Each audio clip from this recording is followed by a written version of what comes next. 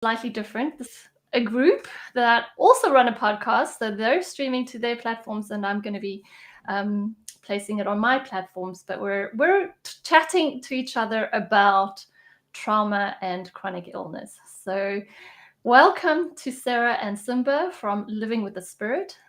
You're based in Chiang Mai. Do you want to tell us a little bit about what you guys do in Chiang Mai? Yes, thank you, Mireille, and so nice to have you. We all to do this together.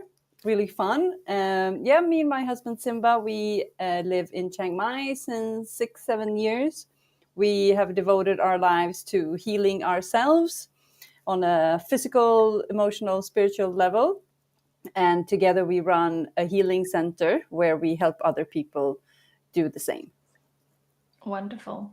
So interesting. So I'm really curious how you guys found your way into starting a center all the way in Thailand, because Sarah, you're not from Thailand and neither are you, Simba.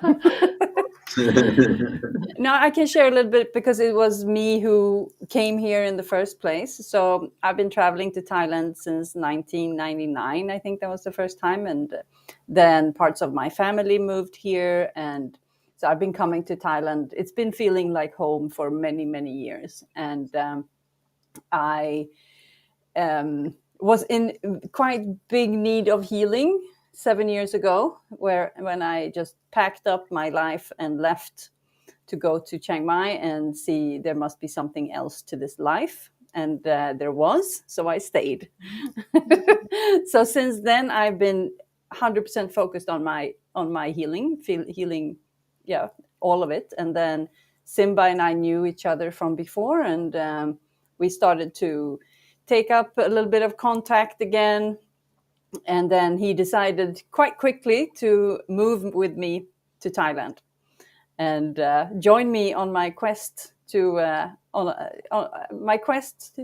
an abundant lifestyle, I could say, like a life worth living. And then, we decided to do this together and start a center. And Awesome. So can you tell me a little bit about, because when we talk about healing, I think healing from so many different things we can, talk about. So, but, I personally support people who have had chronic symptoms for many years. They've been to many doctors, they've taken many medications, and they're really they're in that place where, what else do I need to do to really feel better? Because many of the places that they've been to don't have any answers for them. So the work that I've done is mostly clinical. So through functional medicine, we're trying to understand what functions have broken down in the body, and how can we start restoring function in the body. And the longer I've been on this journey, the more I come across clients who, even though we do a lot of the clinical work, still don't reach that ultimate healing, and relief from their symptoms. So they might make progress, but there's still some elements that are holding them back.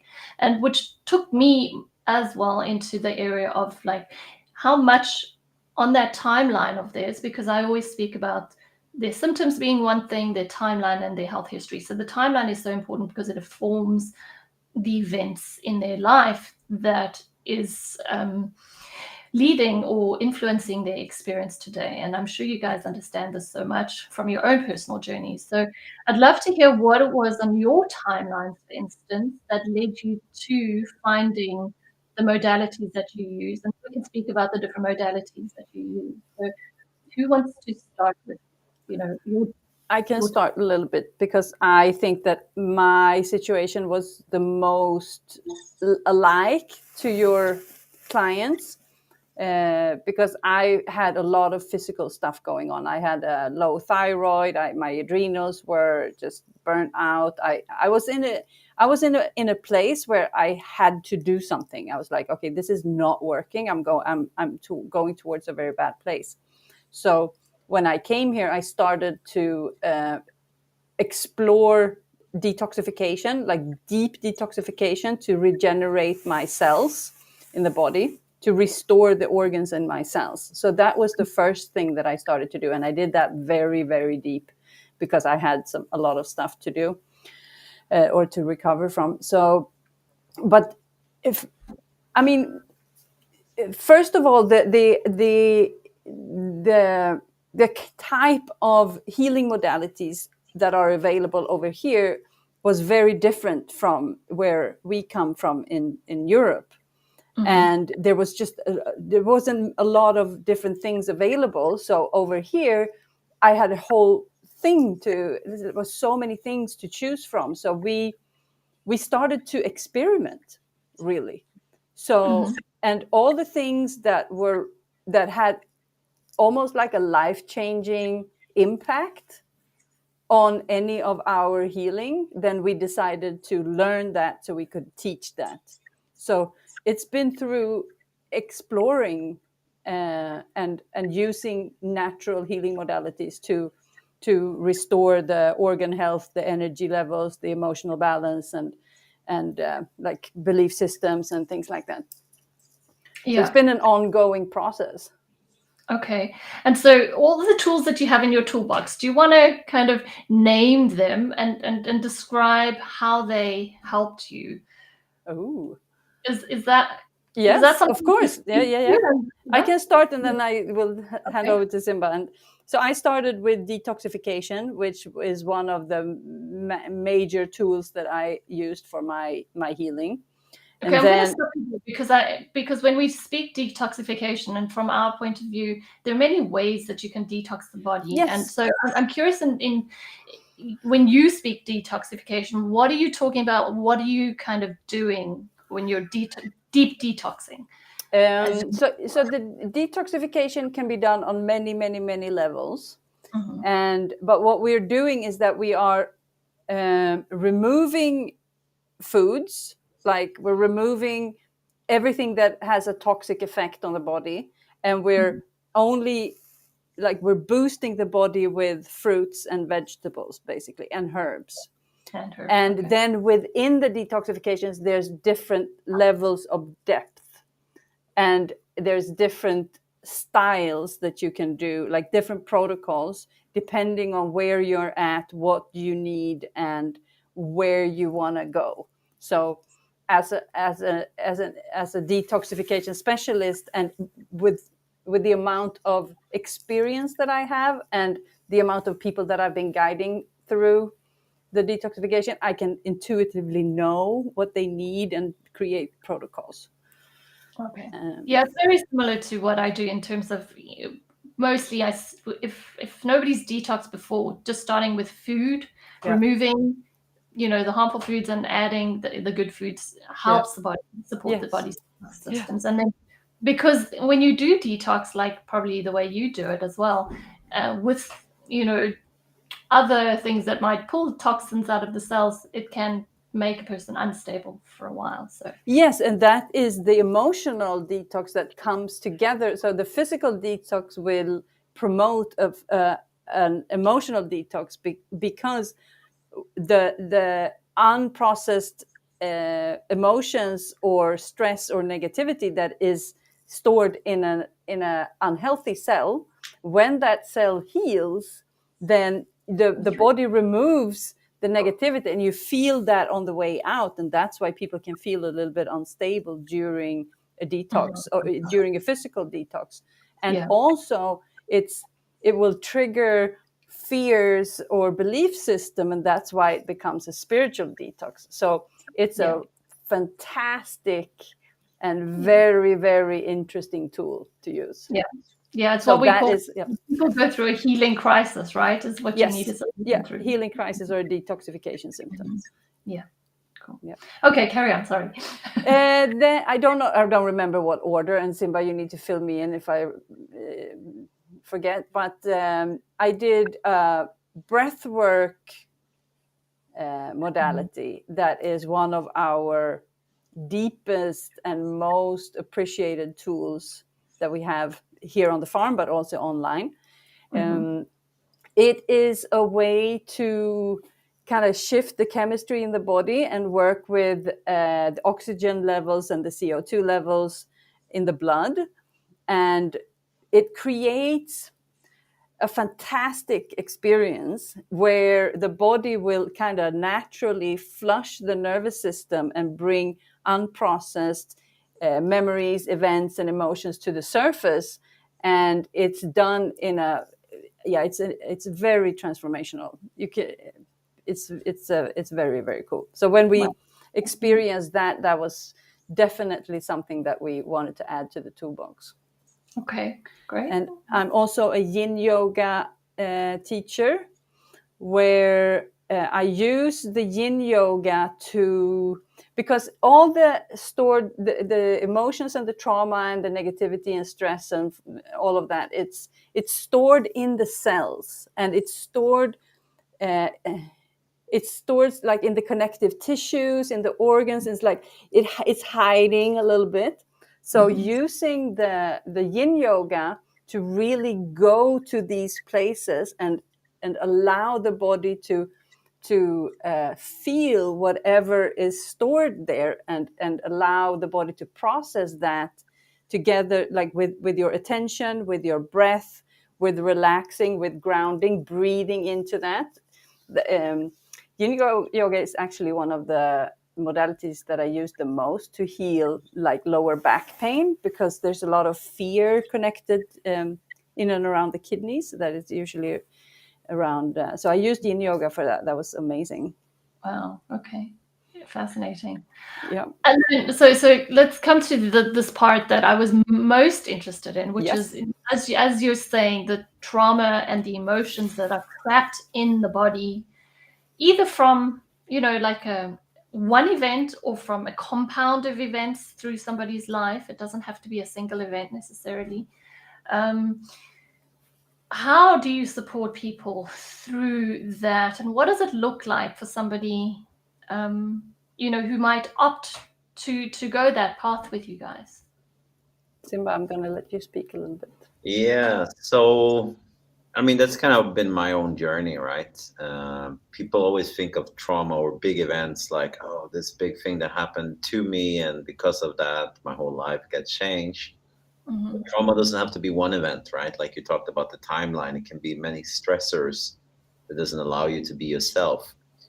And essentially, when it comes to the autoimmune conditions that you talked about and trauma, it's not so much about what happened to you. It is what happened inside of you as a response to what you were put through, right? The event that happened in your life has a effect on you, and it changed your chemistry, it changed your biology, it changed your beliefs, it changed the way you act, the way you think about yourself. And it essentially is energy, right? And we can look at energy many different ways, but if I'm always afraid of something, I'm always going to have tension. I'm always going to trap energy in my body.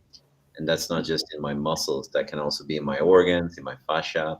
So essentially, I'm just putting that energy down, right? I'm trapping energy in my body instead of using it freely, expressing myself and getting more flow into my life. So a lot of work we do with trauma is to really become friends with your body again, and learn to have a healthy communication with your body, because the trauma happened in the body, right? The body created a response to the trauma, and the body can come out of the trauma as well. So we need to kind of develop that, or choose to develop that relationship that's healthy and sustainable with your body again. And a lot of people are like, oh, this old back pain, or this hypo, whatever it is, right? Whatever it is, this thing, and we're angry at it and we talk bad to it. And it's like, well, it's here to show you something, right? It's something that happened that it wants to show you, and you can learn to, may sound strange, but to befriend it and really see, okay, this is a teacher. What is this teaching me? Like Sarah had hypothyroidism, and that was like she was moving so fast in life that the body just slowed her down. Yeah. Fascinating. Now, just as you were speaking, I've been thinking of a couple of clients, and I don't know if you've seen it, but is it possible, and this is my feeling, is that somebody could manifest a condition, right, to protect them from something or to get something, so that their condition is actually serving them in some way. It's like a punishment for something, or it's I get attention for something. Have you seen that? Is that anything that you? Oh, you're right on the money, baby. it's called secondary gain usually, right? There's like, we always think about a primary gain. I do this to get this, but Yeah. you can do something to become distant from something or move away from something. A big part of how people came about to understand trauma was actually through what you described, right? It was a study called A studies in the States where they were looking at why can't people lose weight? And they were looking at a lot of people. And what they realized was that a lot of people were gaining weight as a response to stressors and triggers that had to do with previous traumas, right? And many times like weight, for instance, in this study, right? It was a woman that she lost, I don't know, 50 pounds or something.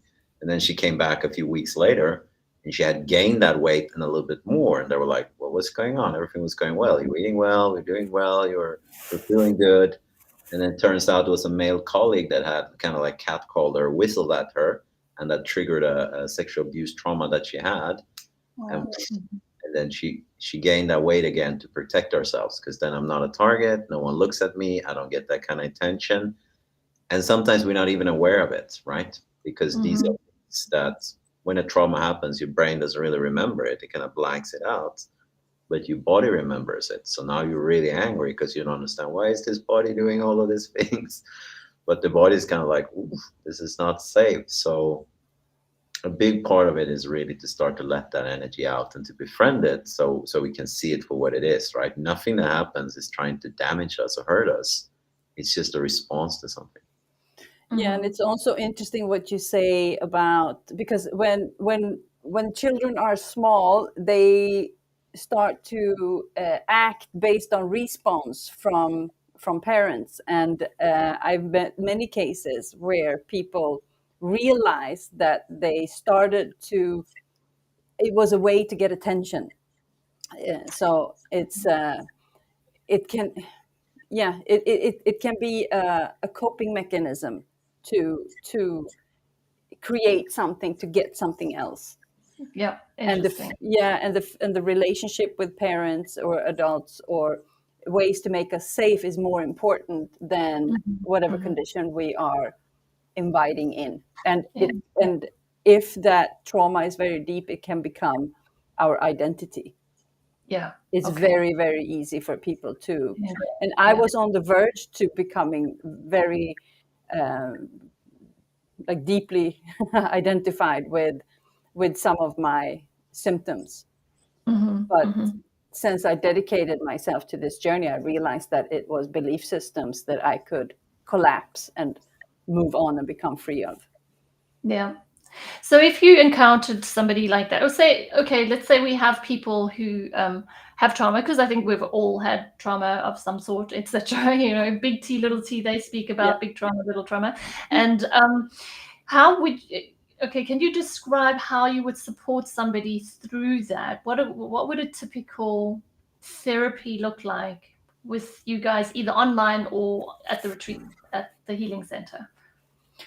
I mean, we always assess a lot. We assess and we talk with the person, and we create a program based on their results, what they want to accomplish, and how they want to approach it.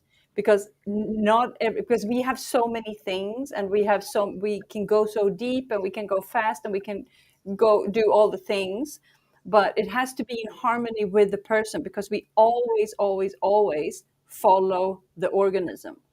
We never ever tell the person what to do, because the body, we need to follow the body.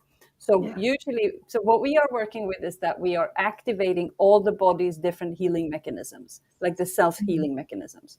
So we create a protocol that is full circle, and then it's like we have different buttons, and we can turn them to different numbers. And we say, okay, this one we put at 5, this one we put at 4, this one 10, this one we keep low because that's not, person is not open for that, or whatever.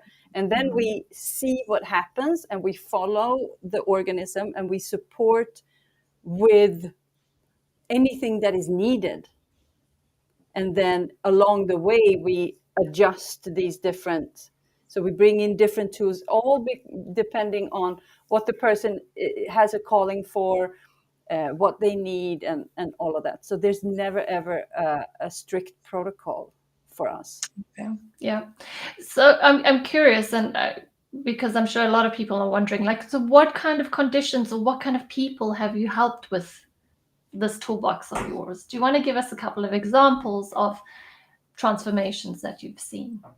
Yeah, it's been quite a few different ones. The first couple of ones that we got, or the biggest one that I've seen, has been a lot with around injuries, because I have a background in personal training, massage therapy, and some TCM as well, right? So coming back from injuries, and many times injuries is quite similar to autoimmune conditions, because someone has given you a diagnosis. So there's a belief system, there's a mental imagery about what is it that happened to me and what are the possibilities to heal or not to heal from here. Mm-hmm. That kind of creates the blueprint in your brain to move forward. So what I've done with the people is to really help them to start to look at whatever they have as it's the first time you're experiencing it. What if this is the first time you're experiencing this symptom, this lack of energy, this sluggishness, this whatever it is, this pain? And to really start to explore it from as much as neutral ground as you can. And we have a lot of different tools to help the stress that will come up, right? Because there'll probably be a lot of strong emotions around this. So what we really do is to go in and allow the person to have a safe space to start to explore it and have new experiences with the sensations they're feeling. If it's pain, and pain is one that we've done a lot, right? When people had accidents, especially here in Thailand, you know, the motorbikes or drive on the left side here and the right side in other countries. So we helped a lot of people with accidents. But we also worked, yeah, we worked with some autoimmune conditions.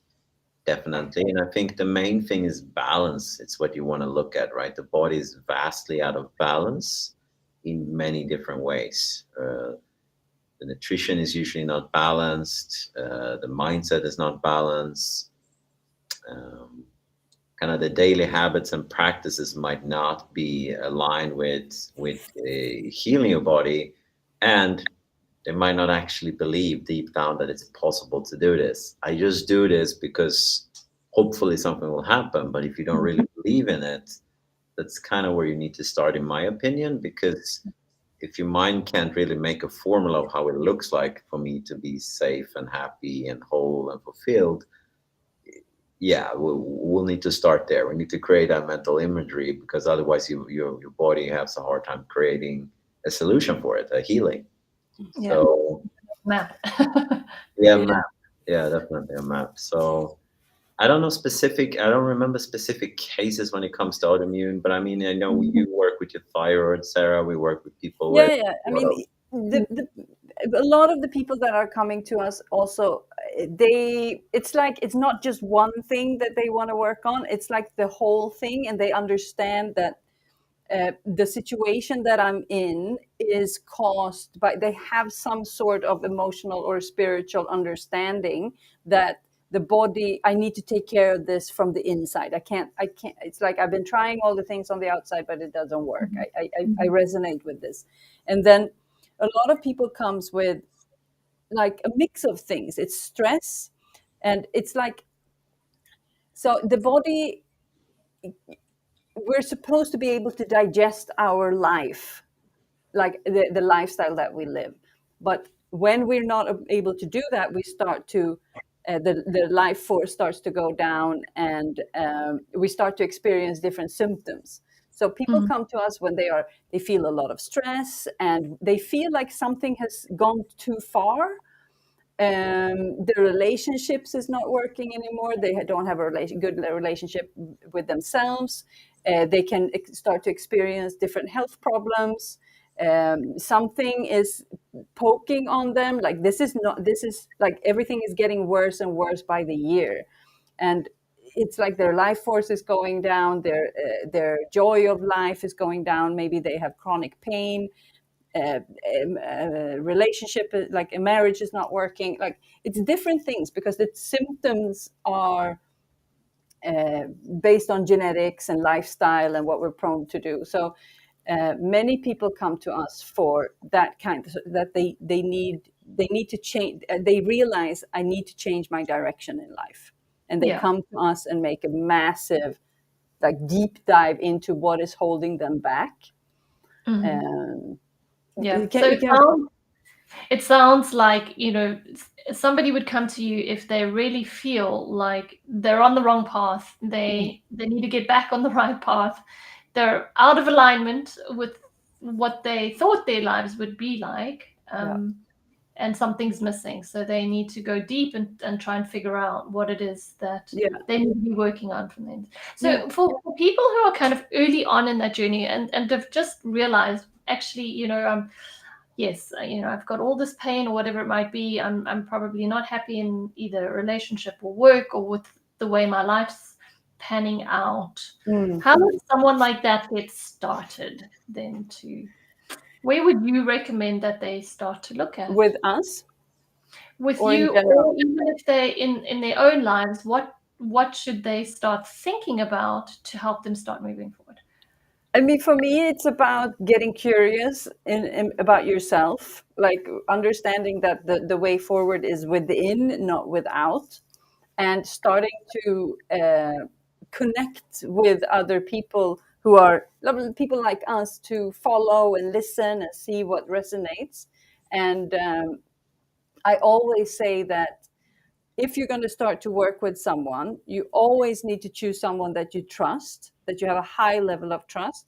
Because when you work with trauma or any kind of stress, it's about a nervous system response that is created based out of fear or threat or lack of safety. So you have to work with someone that you trust. And I always recommend people to work with someone who has gone through what you want to go through, so that you have that sense of experience that can guide you. And with us, usually we do assessment and consultation, and then we can guide them. For working with us, we have 3 different levels. We have one group container that is the least deep one, and then we have the middle one that is a private mentorship program where we create an individual program that we work with only you. That can go as deep as you want, really.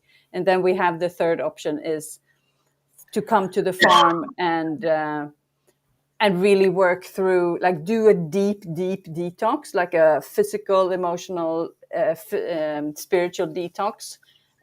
Work with, like, shadow work, like the things that are not so easy to do on your own, that you kind of need someone to mirror. And also, of course, get the hands-on treatment from Simba, where he says he has such magical healing that is like the body work. And then work with Mark also with ego dismantling and empowerment and things like that. Okay, interesting. So there's different levels of service. Sorry. Yes. No. I think the main thing is really to get something going. I would say that's the main thing. Do something. This is how you can work with us and how we work. But if you're just new to the journey, I have no idea what trauma is, nervous system, and I don't even know you guys. You seem interested and motivated. If you come in from that space, you start doing something, right? I used to work as a personal trainer for many years, and people say, which diet works? The one you stick to. It might not be the right one for you, but the one you stick to and have consistency will get you to a result. If that's the result you want, great. If it's not, tweak, move. So it's about starting and having a consistency in something, in daily routines. Go to bed at a certain time, wake up a certain time. And as you have that consistency, that creates the vehicles that moves you forward. But many times when people start, they're like, I'm not clear really about where I want to go. I don't know how to do it. I don't know what's going on. And I'm not sure which way to go, because this guy says this supplement, this girl says this. And, it's a jungle, right? So I really agree with what Sarah said. Just find what resonates with you and consistency, and it will guide you there. Absolutely. Well, it sounds like you have a whole gambit of things to offer. So if anyone is in that space and they're interested in learning more, how can they reach out to either of you? You can read about our whatever we do at livingwiththespirit.com. The easiest way to get in contact with us is to message us on either any of the social media or WhatsApp or Telegram, and all of that information is on our website. That's the best way to. Okay. I'll put. We're always happy to guide, because we know that this is a very particular situation to be in, and we always invite for conversation, and there's no strings attached, because we can't work with someone who doesn't fully trust us. So it's about see if we are a good fit, and to know that, I mean, if people knew how to heal, they would do it already. So there's nothing strange in contacting us and to see, is this a good fit? I have these and these questions. So we know that it can be a big decision. So it has to be, they have to get to know us a little bit. So. Okay. Well, thank you so much. Do you have any closing thoughts, Simba or Sarah? Closing thoughts or comments that you would say? You can probably heal from anything, right? Like I don't really think there is something you cannot heal from, but what you consider being healed, that might differ, you know. But if you can really believe in it, then your body can create anything, right? And I think that's the greatest insight and professional experience I had, even with teachers that I had that work with things that I'm like, I know this conceptually works, but they just, wow, the things they do, right? So yeah, the faith, right? To really build that spirit connection and to yourself, and the faith, and, you know, really be strong in that conviction, and then your body will follow. Yeah, I second that. That's super. That's one of the big things that I want to give to people, that there's hope. Yeah. That there are ways out of even, I mean, almost any kind of situation. If you are willing to do the work, and sometimes willing to give up whatever made you sick in the first place, there is a way. If there's a will, there's a way. Truly. Yeah. Well, I'll take that message and I pass it on to everyone that's listening. So thank you so much. Yeah, thank you. For chatting to you. Super interesting. And I hope it helps everyone that was listening. Thank you so much, Mireille. Thank you. Beautiful. Bye.